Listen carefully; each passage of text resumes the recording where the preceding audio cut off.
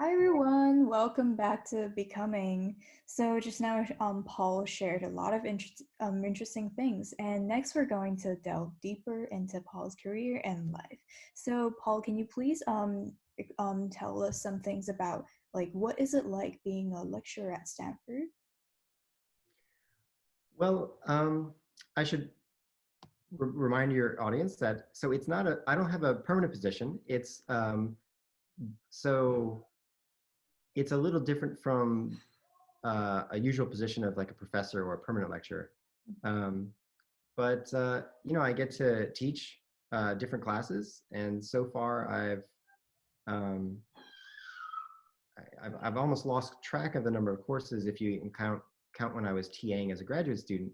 But as far as lecturing, I think it's 4 or 5 different classes, and I try to always do different classes because then I get to learn different things and makes it interesting. And I've taught things from intro physics to graduate courses to astronomy labs to physics labs.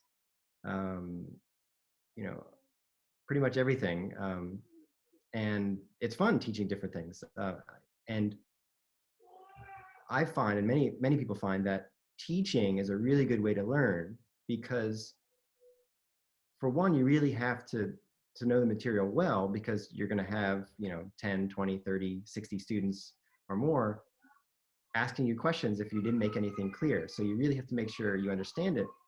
And when you're preparing for it, you start asking yourself questions that students might ask. So, oh, this isn't quite clear to me. Someone might ask, how do I explain that step?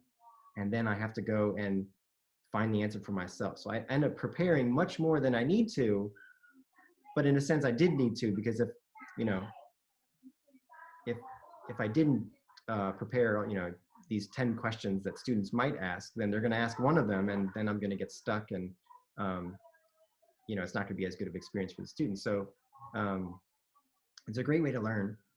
Um, and I meet interesting people doing all sorts of things, um, and I went there for graduate school, so I kind of stayed there, and I know most of the people in the department.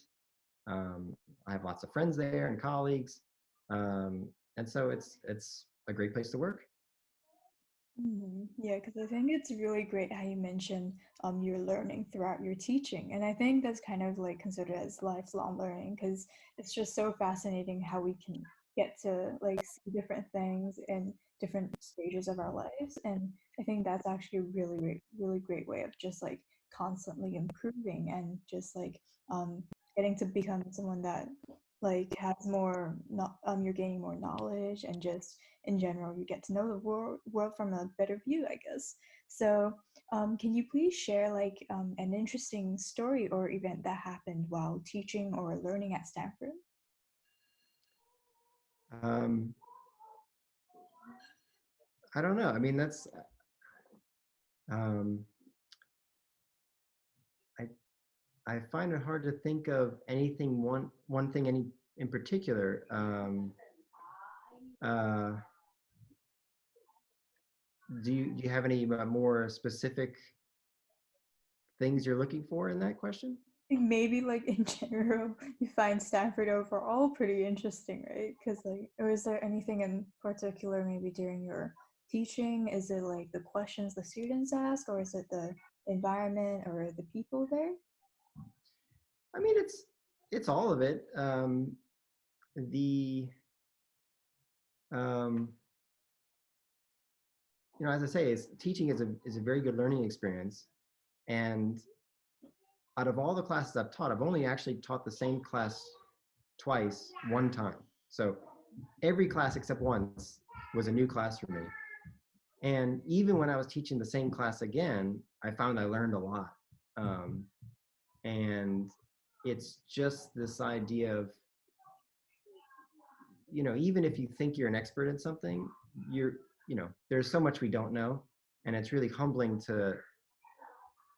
to really realize how little we know in everything in general.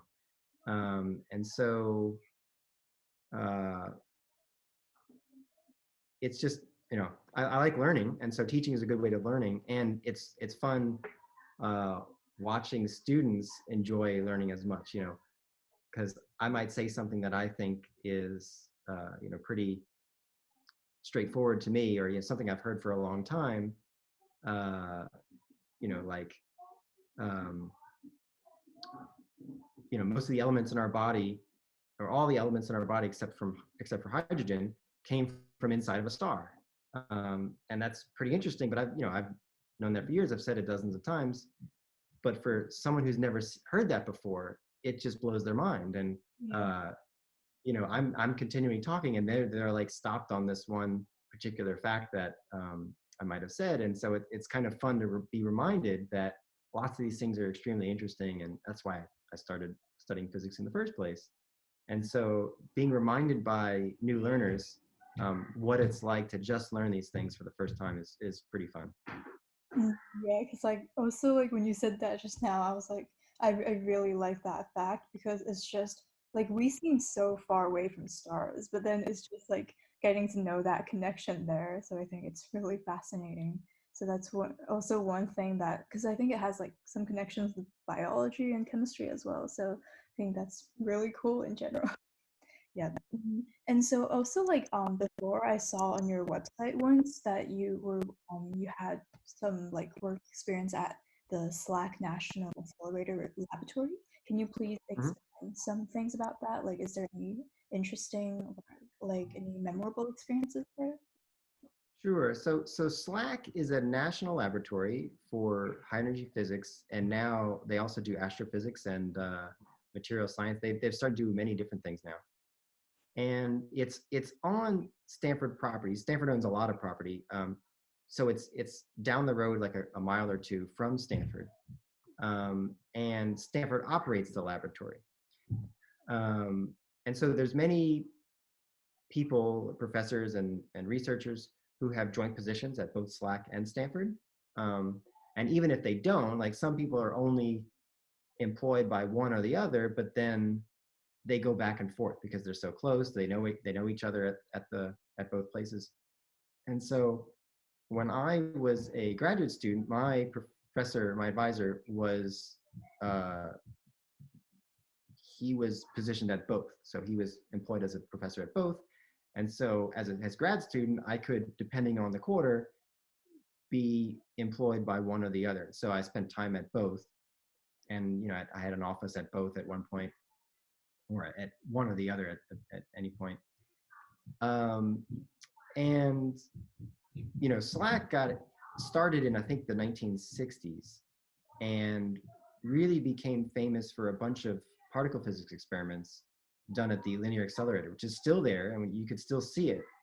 And you could go on a tour and see it, and I've done that a few times. And the accelerator, there's a hall above ground where they have a bunch of microwave generators to power the thing, and you can stand in the hall, and it's 3 kilometers long, and it's perfectly straight. And so they open up this door on the side of the building, and you can look both ways for 3 kilometers. And of course, you're kind of in the middle, so it's like 2 kilometers one way and one the other direction. And it's really neat looking at that thing. And it's what's 60 years old, and it's still functioning. And they've only changed out a few parts, and they're still using it to do research. Uh, so that's a really cool. It's a piece of history, and it's just a really cool machine. You could actually see it as you fly into San Francisco.